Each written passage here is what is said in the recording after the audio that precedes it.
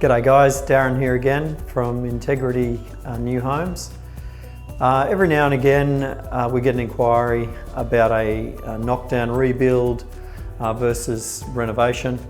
Now, we don't necessarily advertise it all the time, but renovations are just part of what we do along with the new builds.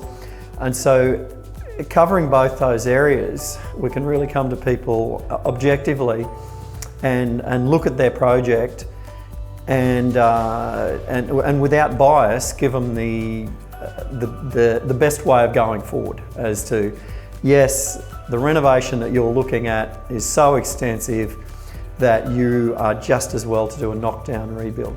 So we can give people that advice, and with the experience obviously having renovated along with new builds for the last 20 odd years, it gives people the confidence to move one way or the other based on those ballpark costs which I can provide to them.